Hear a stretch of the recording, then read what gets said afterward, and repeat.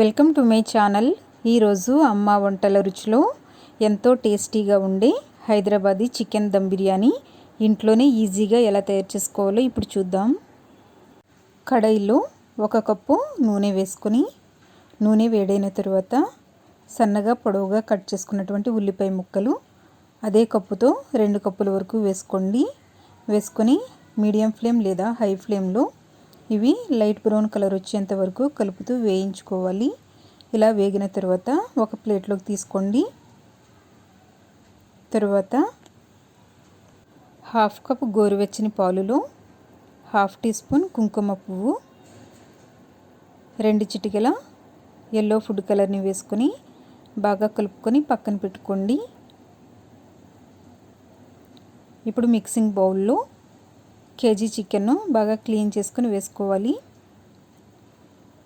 Chicken dum బిర్యానీకి ఎప్పుడు కూడా చికెన్ పీసెస్ కొంచెం పెద్ద సైజులో కట్ చేయించుకొని తీసుకోండి. ఇలా కొంచెం పెద్ద సైజులో తీసుకున్నట్లయితే బాగుంటుంది. కేజీ చికెన్కి 500 గ్రాముల పెరుగుని వేసుకోవాలి. 1/2 టీ స్పూన్ పసుపు, 2.5 లేదా 3 టీ స్పూన్ల కారం, తగినంత ఉప్పు, 2.5 టేబుల్ స్పూన్లు అల్లం వెల్లుల్లి పేస్ట్, 1 టేబుల్ స్పూన్ నిమ్మరసం, whole garam masala 1 teaspoon షాజీరా, దాల్చిన చెక్క ముక్కలు 4, యాలకులు 5, లవంగాలు 6 వేసుకొని 7 లేదా 8 పచ్చిమిరపకాయలు, 1/2 టీ స్పూన్ యాలకుల పొడి, 1 teaspoon biryani masala powder, 1/2 cup కొత్తిమీర, 1/2 కప్పు పుదీనా వేసుకొని వేయించి పెట్టుకున్నటువంటి ఉల్లిపాయలు 1 కప్పు వరకు వేసుకొని వేయించుకోగా మిగిలినటువంటి నూనెతో పాటుగా 1 కప్పు ఉండేటట్లుగా నూనె వేసుకొని ఈ కుంకుమ పువ్వు ఫుడ్ కలర్ పాలును సగం వరకు వేసుకోండి. తరువాత 1 లేదా 2 టీ స్పూన్ల నెయ్యిని వేసుకొని బాగా కలుపుకోవాలి. ఇవి అన్నీ బాగా కలిసేటట్లుగా కలుపుకున్న తర్వాత పైన ప్లాస్టిక్ కవర్తో కవర్ చేసుకొని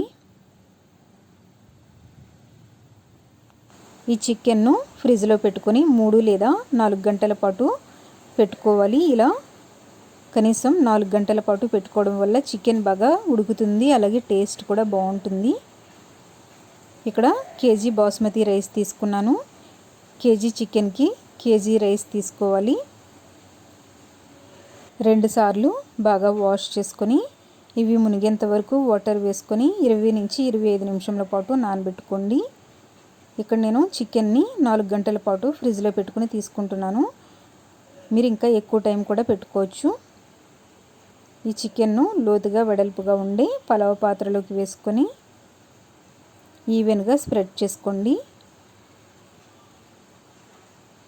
ఒక పాత్రలో 3 లీటర్ల వరకు వాటర్ వేసుకొని 4 టీ స్పూన్ల ఉప్పు, 1 టీ స్పూన్ నిమ్మరసం, ఓల్ గరం మసాలా, సాజీరా 1 టీ స్పూన్, యాలకులు 5, లవంగాలు 6, దాల్చిన చెక్క ముక్కలు 4 లేదా 5, పలావ్ ఆకులు 2, కొద్దిగా కొత్తిమీర, కొద్దిగా పుదీనా వేసుకొని 1 లేదా 2 టీ స్పూన్ల వరకు నూనె వేసుకొని బాయిల్ చేసుకోవాలి. వాటర్ బాయిల్ అయిన తర్వాత 25 మినిట్స్ వరకు నానబెట్టుకున్నటువంటి బాస్మతి రైస్ను వేసుకోండి. వేసుకొని హై ఫ్లేమ్లో ఉడికించుకోవాలి.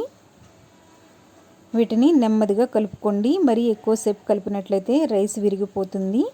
ఇలా నెమ్మదిగా కలుపుకొని హై ఫ్లేమ్లో ఉడికించుకోవాలి. రైస్ 50% వరకు కుక్ అయ్యేంత వరకు ఉడికించుకోండి. ఇలా 50% వరకు రైస్ కుక్ అయిన తర్వాత స్ట్రైనర్లోకి తీసుకొని చికెన్ పైన వేసుకోవాలి. ఈవెన్గా స్ప్రెడ్ అయ్యేటట్లుగా వేసుకోండి. ఇలా 50% కుక్ అయినటువంటి రైస్ను 2 గరిటెల చొప్పున వేసుకోవాలి. తరువాత మిగిలినటువంటి రైస్ను 70% వరకు ఉడికించుకోవాలి. 70% వరకు కుక్ అయినటువంటి రైస్ను 2 గరిటెల వరకు వేసుకోండి. ఇప్పుడు 95% వరకు కుక్ చేసుకున్నటువంటి రైస్ మొత్తం పైన వేసుకోవాలి. తరువాత వేయించి పెట్టుకున్నటువంటి బ్రౌన్ ఆనియన్స్ని వేసుకొని